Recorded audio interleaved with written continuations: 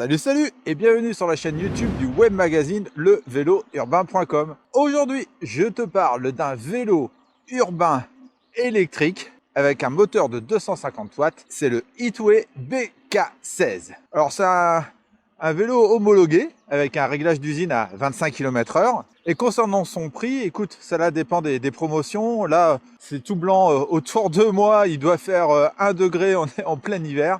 Mais le vélo, il est actuellement en promotion sur le site Hitway à 1 200 €. Mais grâce à eux et grâce au vélo urbain, tu as un code de réduction qui te permettra d'économiser quelques euros. Je te mets le lien dans la description. Concernant son autonomie, il est vendu pour faire entre 50 et 80 km. Écoute, c'est ce qu'on va tenter de savoir aujourd'hui à travers ce test. C'est pourquoi dans cette vidéo, je te propose de voir ensemble ses principales caractéristiques. On fera son unboxing, on va le tester sur route, un petit peu sur tout chemin. Et à la fin, je te donnerai mon avis ainsi que ma conclusion. C'est parti, générique. Bon, histoire de savoir à qui on a affaire, on va voir ensemble ses principales caractéristiques. Donc déjà, c'est un moteur roue arrière et le vélo, il est disponible en noir, blanc ou bleu. Il convient pour une personne entre 1m65 et 1m95 pour un poids maximum de 120 kg. Le vélo, quant à lui, pèse 35 kg, ce qui en fait un bon petit pépère hein, quand même. Ça fait un bon gros vélo. Et niveau taille, celui-ci fait 184 cm de long. Tu as des inserts sur le cadre pour pouvoir y mettre un antivol ou un porte-gourde. Et tu as d'autres inserts à l'avant pour pouvoir mettre un porte-bagages avant. Ça, c'est vachement bien. Le porte-bagages arrière peut supporter une charge jusqu'à 25 kg. Il est plutôt pas mal foutu. Et en plus, tu peux mettre tes sacoches dessus, comme moi, comme tu peux le voir sur les images. Moi, j'ai mis mon matos photo et vidéo dessus. En tout cas, tu peux mettre tes sacoches, ce qui en fait un vrai vélo urbain pour pouvoir faire du vélo taf, mais aussi pour pouvoir aller faire tes courses le week-end, par exemple. Tu as aussi 2 garde-boue en aluminium qui font très bien le job, ils sont très bien placés. Après, moi, je préfère toujours les garde-boue en plastique parce que je trouve que ça fait moins de bruit avec les graviers. Petit truc que tu as en plus et qui est bien sur ce vélo, c'est que tu as automatiquement l'autocollant Paravol de coller sur le vélo. C'est ce qui te permet de pouvoir retrouver ton vélo en cas de vol. Donc, j'ai fait un article là-dessus sur le magazine Le Vélo Urbain. Je te mets le lien dans la description si tu veux en savoir plus. Mais en tout cas, c'est vachement bien de proposer directement cette option sur ton vélo. Et enfin, on a une béquille latérale, tout ce qu'il y a de plus classique. Voilà pour les principales caractéristiques. Maintenant, unboxing. Alors quand tu achètes le vélo, bien évidemment, tu le reçois dans un énorme carton. Mais le vélo est super bien emballé, il est super bien rangé et bien protégé à l'intérieur avec plein de mousse. Tu le reçois donc en partie monté, mais tu le reçois également avec tout plein d'accessoires. Tu as une pompe qui a le mérite d'exister, un antivol pareil. Tu as des outils, les garde-boue, le phare, donc tu l'as compris, c'est à toi de monter, de terminer de monter un petit peu le vélo.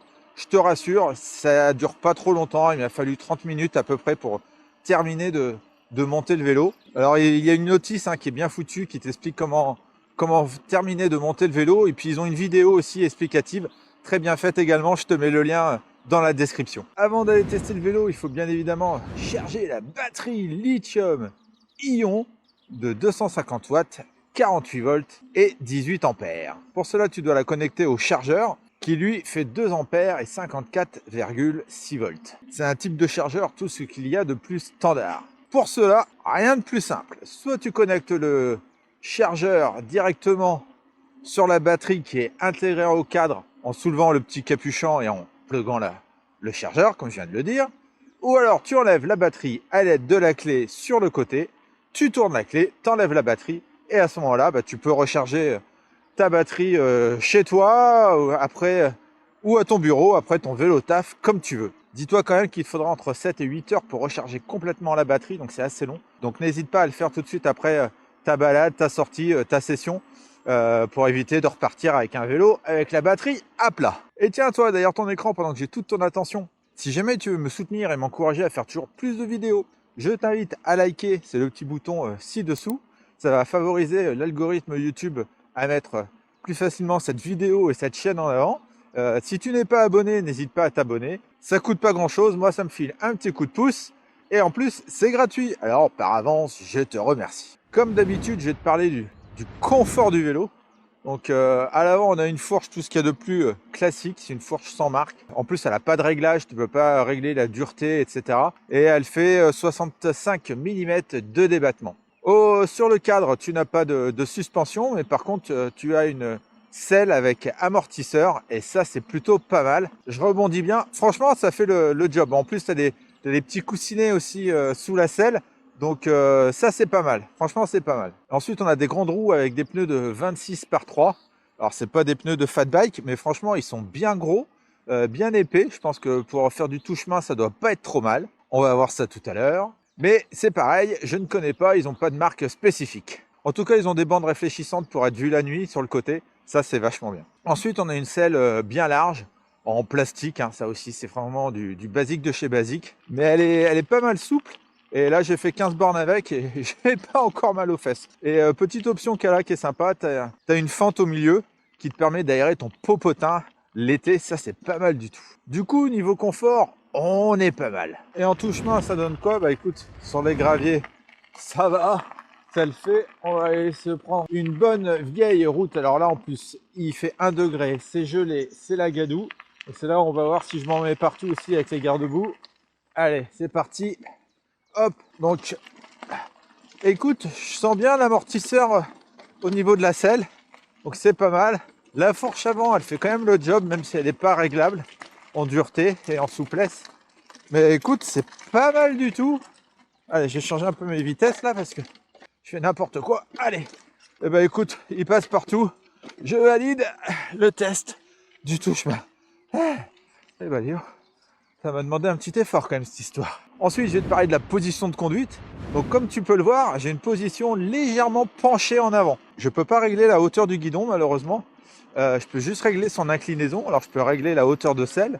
Ça c'est plutôt bien, mais je le précise parce que c'est pas le cas de tous les vélos. Et je suis en appui sur des poignées alors ergonomiques, ça c'est bien, mais par contre elles sont dures. On a une espèce de caoutchouc plastique qui est pas top, c'est un petit peu dommage. Du coup, on est quand même vachement en appui sur l'avant, donc j'aurais préféré une position un peu plus droite, mais ça va, on n'est pas non plus sur une grosse position VTT ou vélo de course hyper penché en avant. Mais bon, si je devais garder ce vélo, je pense que je changerais les poignées. Donc niveau position de conduite, c'est pas mal, mais peut mieux faire. Alors on va se faire le test de freinage. Je vais choisir un endroit où c'est pas gelé parce qu'il fait 1 degré, je le rappelle. Donc on a des freins à disque mécaniques et ils sont associés à des disques de 160 mm. C'est un peu dommage, on aurait pu avoir du 180 mm sur ce vélo. Allez, je vais aller jusqu'à 25 km/h. Bon, 3-4 mètres. Il m'a fallu 3-4 mètres pour freiner.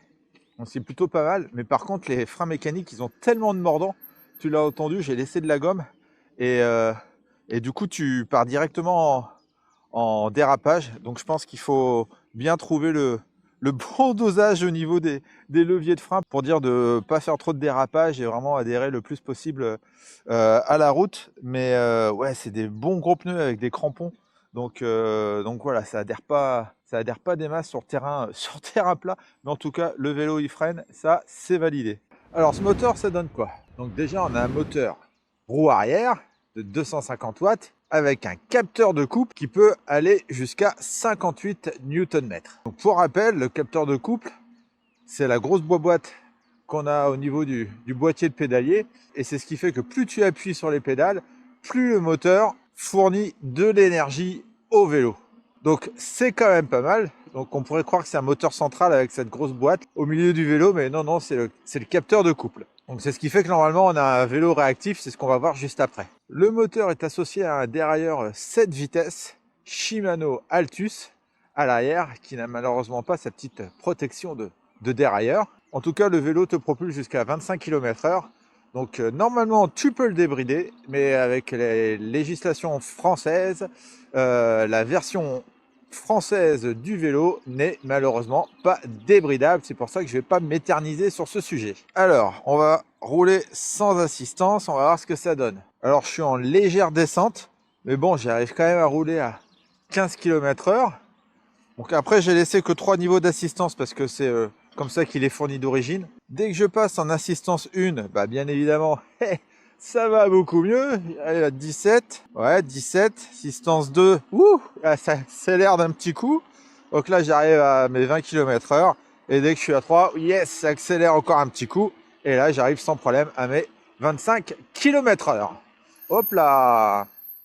Attention le chien. Bonjour. Il s'arrête au milieu, pépère. Niveau départ arrêté, c'est-à-dire au bout de combien de temps j'arrive à mes 25 km/h. Allez, hop, je me mets là. J'attends que ça revienne à 0. 5, 4, 3, 2, 1, c'est parti. Allez, hop, faut lancer un petit peu quand même. Allez, 10, 15, 17, 20, 25. Bon, c'est rapide, hein, tu vois, on a quand même...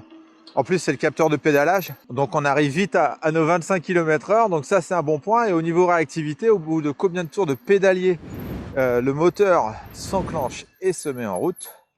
Alors, je vais me mettre en haut. Un quart, un demi. Un demi. Ah, pourtant, je devrais avoir un vélo un petit peu plus réactif. Mais bon, déjà un demi-tour de pédalier pour que le moteur se mette en route, c'est pas trop mal, on va dire. Parlons du poste de pilotage. On a donc un large cintre en forme de moustache qui fait 66 cm.